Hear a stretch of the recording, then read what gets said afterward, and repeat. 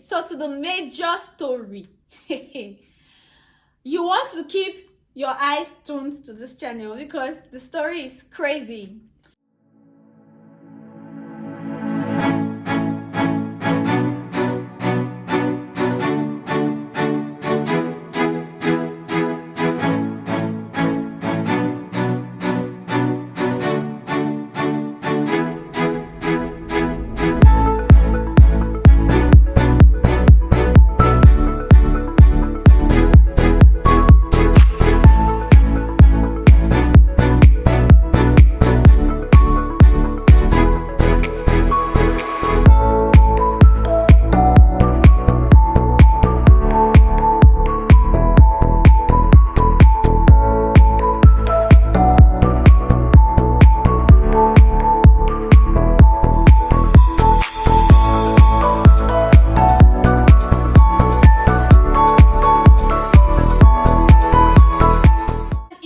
To subscribe, what are you waiting for? So click on the subscribe button and subscribe to my channel. Don't forget to like, share, comment. So to the major story, I arrived the US at 7 a.m. in the morning. I was supposed to catch a train for 9 a.m. because I had not gotten to my final destination. When I arrived at the airport, things are just so different here. I actually asked questions, like I said. I went to one of the officials and I was like, oh, I need to get an Uber that could take me to the train station. I landed in O'Hare Airport in Chicago. Apparently, there are several train stations, like the blue line, the red line. So but I was going to the Amtrak train station. I don't know if the guy did not understand what I said, but he just told me, oh, there is a bus shuttle over there, so you're just gonna take your bags. In fact, he helped me carry my bags. You're just gonna take your bags and it's just gonna drop you by the train station. You don't have to worry about it. And me, I would just feel like, oh, okay, soft landing, the guy helped me carry my bag, reach the bus shuttle. Okay, now let's go there. That's how I carried myself to the shuttle. I was feeling like, okay, thinking, okay, that's the train station. I got to the train station and I was like, okay. I told them my destination, like, oh no, you're supposed to take the in-town train station. You're supposed to take the train to another place. And I was like, wait, this is total confusion. Mind you, I had a whole chunk of food stuff I carried. It was a problem. And yes, another thing you should not do when you're traveling international, even if you're going to have the highest denomination of the country's currency, please try to have the lowest denomination too, because that was a mistake I made and it was not funny. It was frustrating. It was really frustrating. When I was leaving, I had $100 bills on me. I did not have the $5 bills, $1 bills, $20, just the lower bills. I got to that train station and I needed a roller because I had heavy bags and I needed to roll it because it's not something you want to carry. And then I put in my $100 bill and it was rejected. And now I just had $100 bills on me, and what was I going to do? I don't have my cards because obviously I'm just coming to the country. Finally, I started doing tug of war. I had two bags, one box and one little carry-on bag, and then the big chunk of Canada must go of food stuff. It was frustrating because at that point I needed to get away from that train station to catch my train by 9 a.m.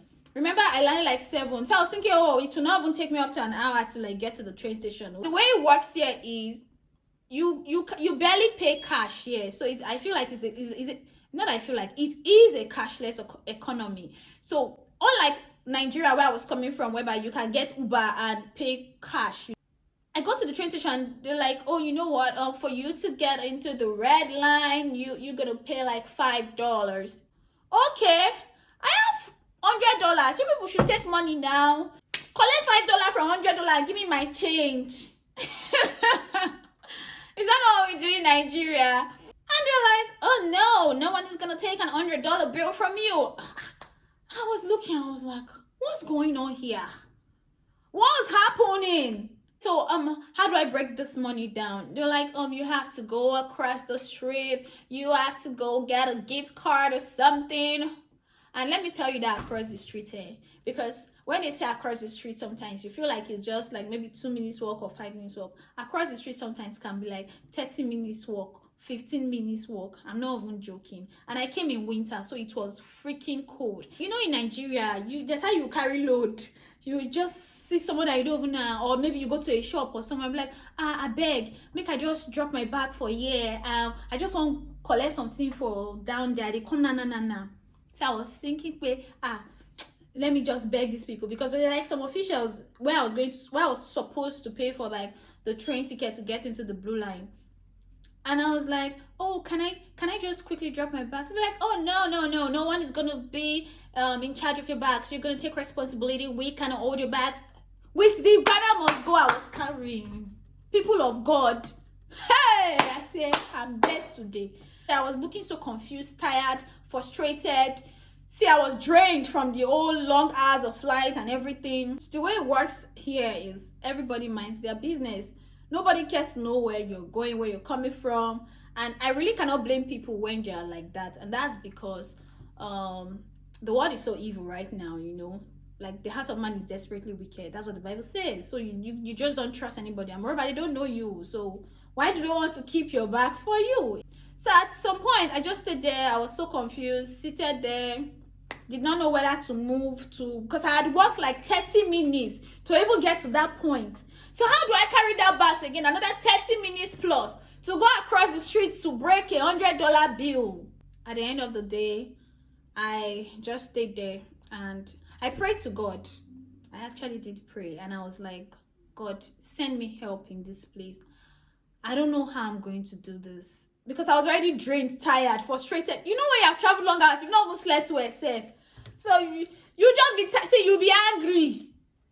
And one of the officials just came, was like, oh, do you need help with something? I'm like, oh yes, I need help with something. And he was like, what do you need help with? I'm like, I need to board the train, and I have $100 bill on me, and they said they can't take $100 bill on me. And he looked at me and was like, you know what? I'm gonna pay the $5 for you. And then he paid, gave me the tickets, and told me to go. So I was looking at him because it was strange, you know. I was like, how do I give you your $5? I did not understand the fact that he was even telling me that he was going to pay and I should be going. He said, I'm gonna pay it for you. You don't have to give me the money back. It's fine. Just go, board your train. Oh boy, I was like, God. So this is how you answer our prayers. And that was just a silent prayer I just made while I was standing over there. I was so confused, tired. I was already drained. And then I boarded that train. The train was going to stop me like underneath. I don't know how to explain it. Like, so like I had to be using like stairs, and I still had like that bags. Guys, my body was already aching. My eyes already red. Like, my body was shaking because it was pretty cold, and I didn't have like the thick kind of winter jackets we had here, because the jackets I carried were Nigeria kind of weather jackets. My brother, don't even try to even say you want to do one correct winter shopping in Nigeria, because you just waste your money. Don't even do it, honestly. Just get a thick jacket, especially if you're going to a cold region in one of these countries abroad. Just get a thick jacket that can hold you, then do your winter jacket shopping wherever you find yourself.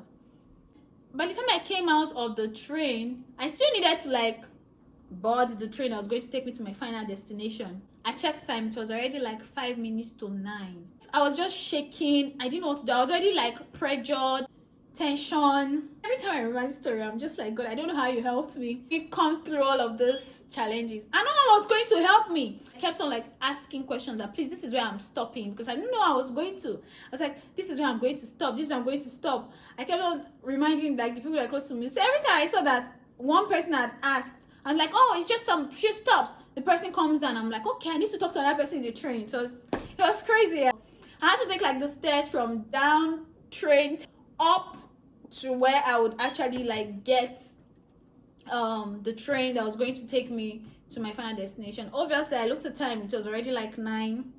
9 a.m. I knew I had missed the train. I was already so confused. I did not have data, internet, nothing. I could not reach out to anyone.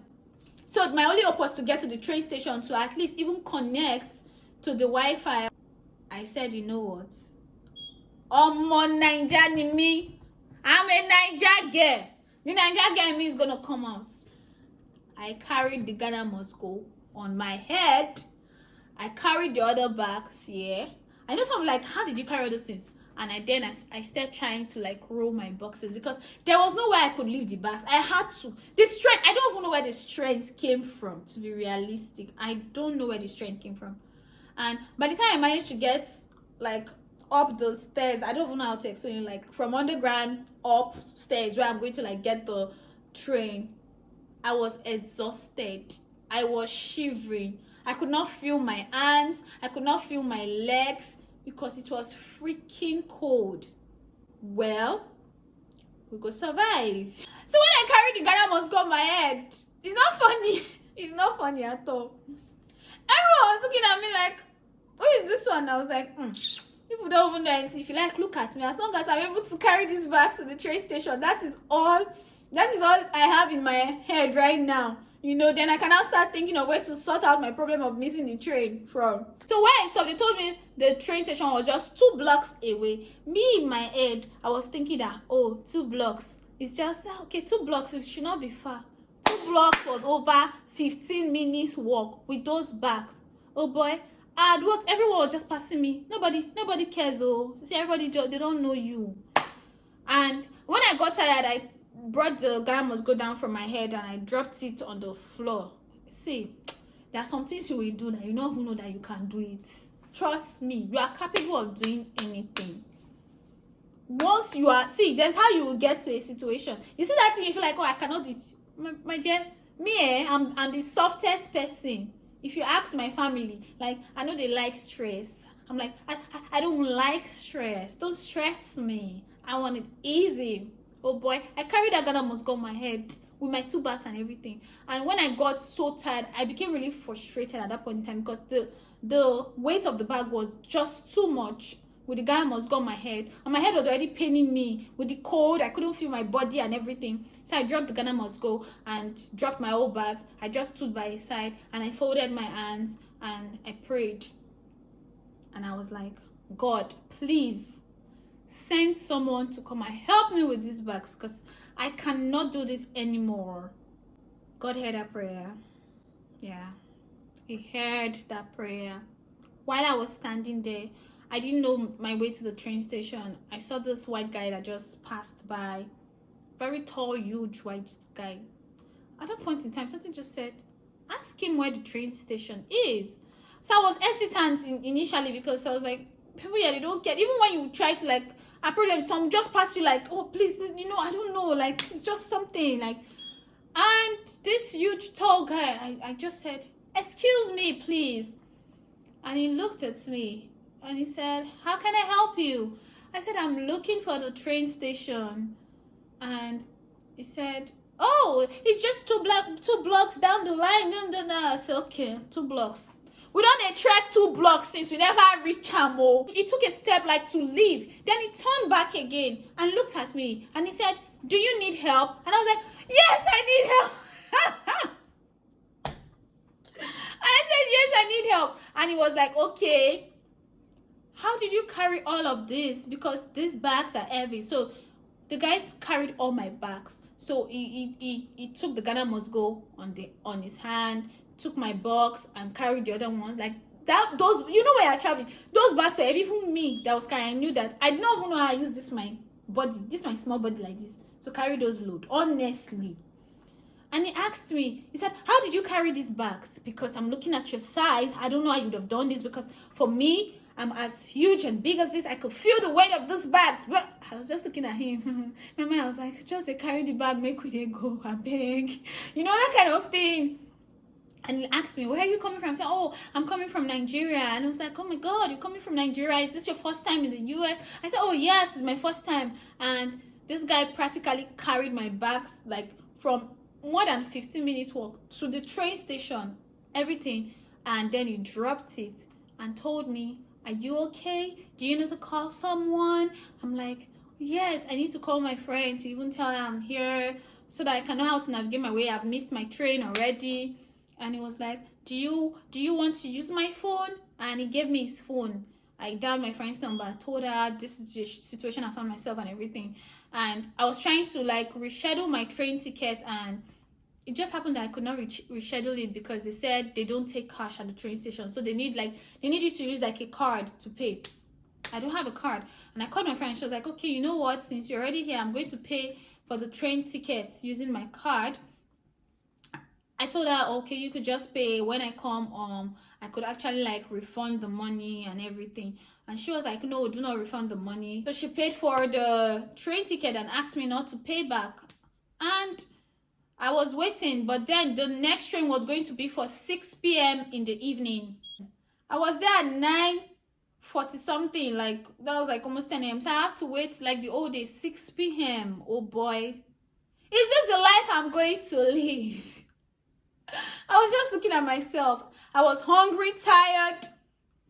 It was just crazy. And then at the train station, because of how big my bags were and everything, they are not something I could easily roll. You cannot leave your bags. You have to be by your bags, you know. If you leave your bags, the police will confiscate your luggage.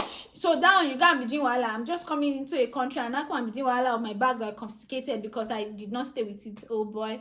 I just said, you know what? We die here. I sat down. I was so hungry. Then something happened. Yes, so if you're coming to the US, you realize that the sockets on the walls are different from the ones we have in Nigeria. So my battery ran down and I wanted to plug my phone at the train station so I could actually charge my battery, and I realized that it was not the same charging. So my phone was dead. That was after I spoke to my friend. So practically there was nobody to talk to. Like, I didn't know what to do.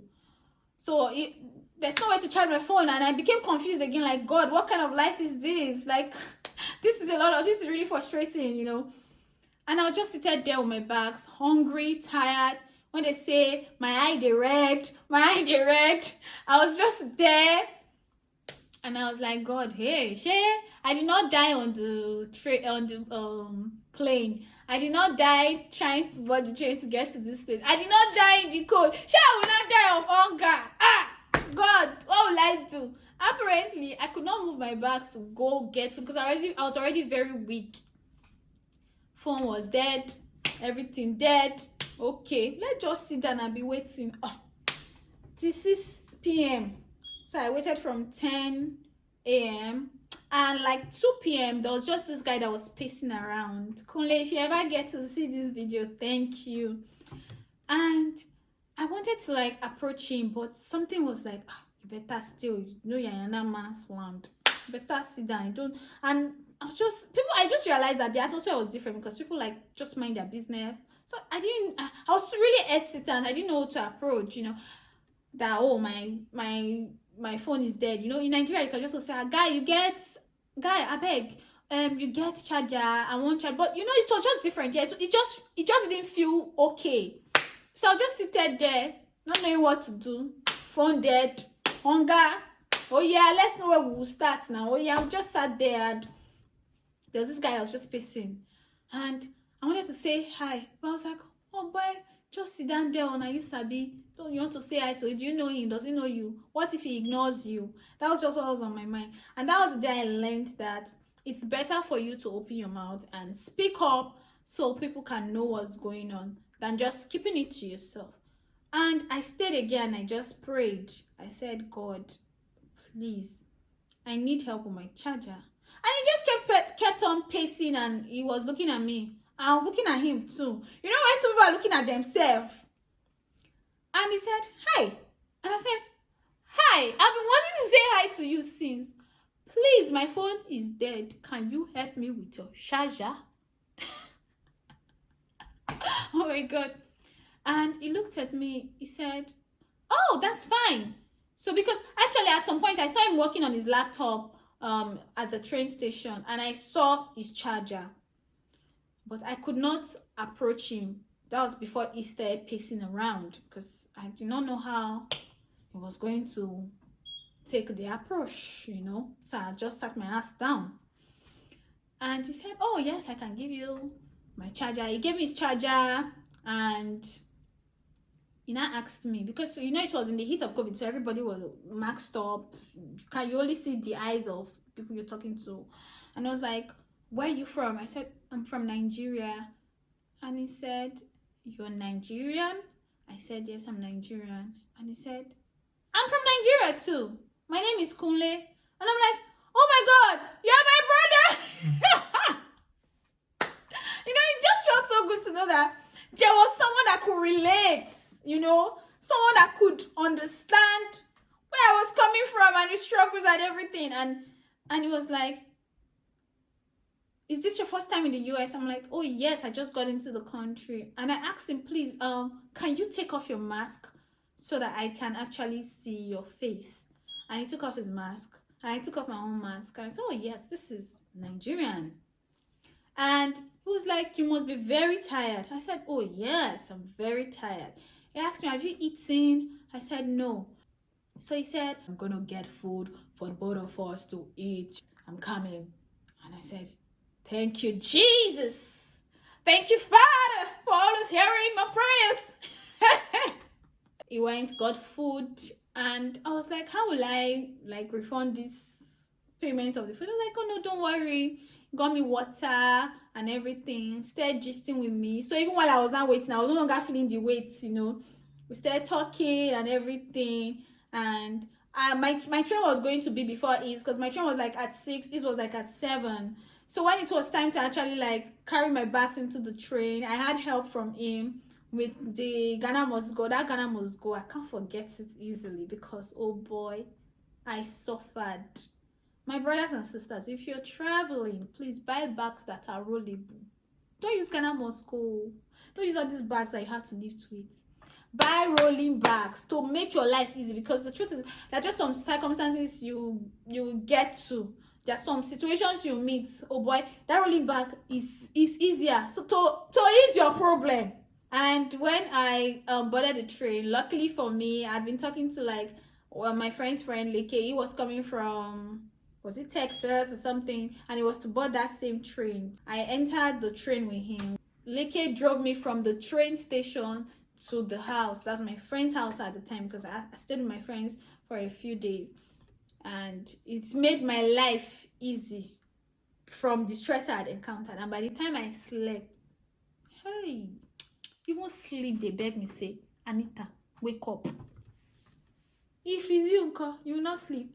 I slept like a log of wood. I slept like I've not slept in my life. So because it was accumulated stress and everything.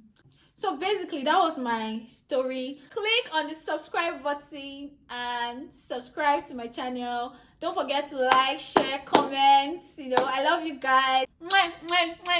Bye.